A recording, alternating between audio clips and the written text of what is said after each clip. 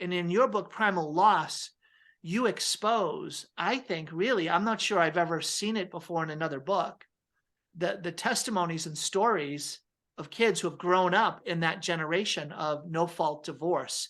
Talk about what was maybe the most striking thing that came out of those testimonies that you lay out in chapter after chapter, the different impacts of the loss and suffering of now adults that grew up in families that experienced divorce. Well, the thing that struck me most, aside from the similarities of the responses, no matter if they were male, female, older adults, younger adults, bad, messy divorce or really good divorce, we're going to do everything right by our children as we amicably divorce.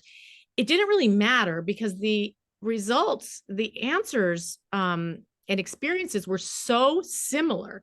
And I would have some contributors, they're all anonymous, but I would have some of these contributors, the ones that finally could bring themselves to actually read the book.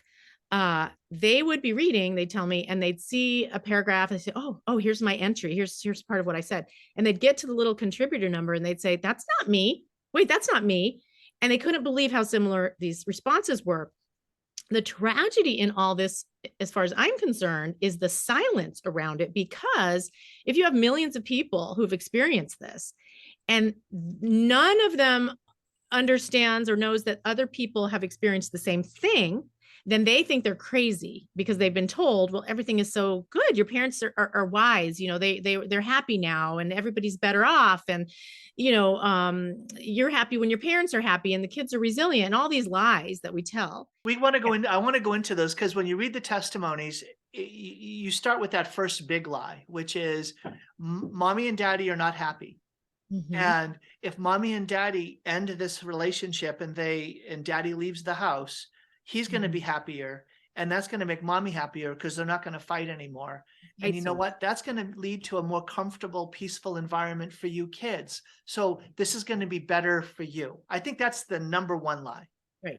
And I want to get the big elephant in the room out of the way right here to say, if there is danger and abuse and serious, I think that the canon law says grave mental and physical danger, the church permits physical separation. Okay. That's okay. Nobody's saying stay and get pummeled to death. Right. So please let's not put the mute button on the majority of these divorces. So let's talk about that.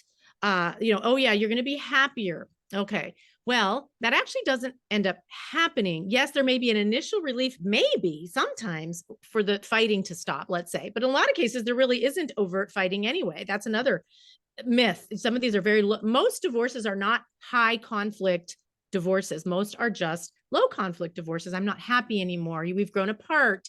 You annoy me, that type of thing. Okay, hold on. That's true. As that is true. Low conflict is the majority of, because again, no fault divorce means there's nobody at fault. Back before no fault divorce, which is purely evil, you would have to have a fault. Somebody would have to be, an addict who wasn't, who's leaving the family homeless, or a serial adulterer, or, all the abuse, all this stuff. You'd have to have a fault there, but there's no fault. Nobody's at fault. We just destroy families. We're not just destroying a relationship between two adults, which is unfortunately what the culture believes marriage is. It's about a romance between two adults.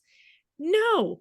Marriage exists for children. That's why marriage exists. It's for the procreation and formation, education of children. So hold on, that is so shocking. I mean, that is so. I know, right? Now. Wait a minute. This isn't about me. This isn't about my happiness and my goodness, right?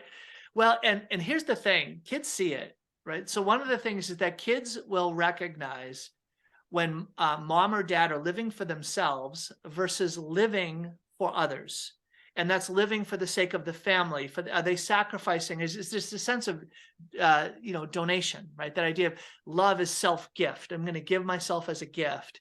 And if that is operating in a home, then all of a sudden, low conflict is just picking up my cross. It's it's dad being dad and mom being mom, and nobody's perfect. And you know what? Somehow this is going to lead to my purification and sanctification, and you're going to get me a higher place in heaven. Thank you for that, honey. You're making me a saint, and I'm going to make you a saint too. And let's continue to grow together, right?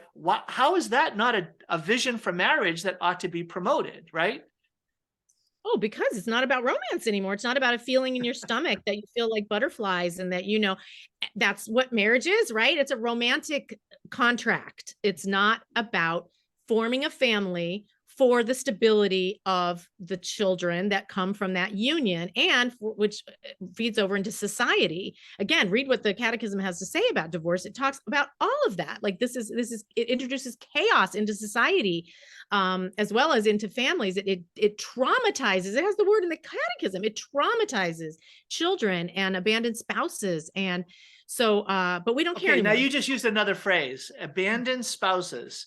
That's something that, again, is finally coming out into use. It's another one of these words or phrases that I never saw before, never learned about in all my understanding of church teaching and preparation for marriage and all this other stuff. The phrase abandoned spouse is something that, again, when I think about one of the effects of divorce is often, I don't know, statistically, if you're aware of it, is it more often that the wife or the husband is doing the abandoning, and who's the abandoner? I presume it's the wife that is abandoned more often and is left raising the children. Well, there's a lot that's changed. Well, I think now about 70% of divorce is initiated by the woman. So there are a lot more abandoned men. And that has a lot to do with feminism. It has a lot to do with a lot of different things. But the idea is, well, gosh, that's a whole other topic. But in my experience, I get the emails from the men and the women who are abandoned. It is a terrible plight. But the innocent ones, who never wanted a divorce, who are not guilty of some great abuse or, some horrible thing, they are left. They are seen, like you said, is kind of suspect, what's going on there. They don't get a lot of support from the church, from the parishes necessarily. They do become a little bit like pariahs. So there's a lot of loneliness and isolation there, especially if they're standing for their vow and they're going to be one that wants to stay faithful like Christ to the end, right? He was the ultimate abandoned spouse. So, you have this lack of support, a lack of understanding. And again, you go back to even the Catechism says these are innocent victims of divorce. These are the ones who we need to support. John Paul II in his Familiaris Consortio says, I think it's paragraph 20 and then 80, 83 and 85, talks about support, and that these abandoned spouses who remain faithful and don't move on to their next romance, right? Because that's not good for kids either. I mean, moving on to the next romance, that's a whole other topic we could discuss, but they should be held up as witnesses. That's what JP2 said, held up as witnesses who need to be supported. And instead, what we do, unfortunately, is we shame them or we pat them on the head and like, well, you know what? He left. He's moved on. You need to go find a boyfriend, or you need to go find a girlfriend if it's the guy, or why are you doing this? There's something wrong with you. Something wrong with you. The other person has moved on and seemingly has been supported in that, unfortunately, by a lot of different Catholics as well. But because again, if a marriage didn't work out, why would they stay? I mean, why stay happy? Go and be happy. Go do this self-fulfillment thing. So it adds to the burden of the one who is doing the witnessing of Christian life. Beautiful, beautiful fidelity. That is beautiful for the children to see. Beautiful. I've noticed in my work, the kids who do the best are when at least one parent is not going to move on to the next romance, but is going to stay faithful. That's when the kids, you see fruit in those children. You don't see as much devastation. You see even vocations coming out of those. I've seen priests come out of those types of situations. Wow, that's really striking. I'm talking again with Leila Miller. Leila is someone who is just been led into a whole world of where the devil is attacking the most in the church today in marriage and family life. And we just touched upon primal loss, which it really talks about stories and testimonies of the impact of divorce on kids now that they're adults and reflecting back and sharing those stories.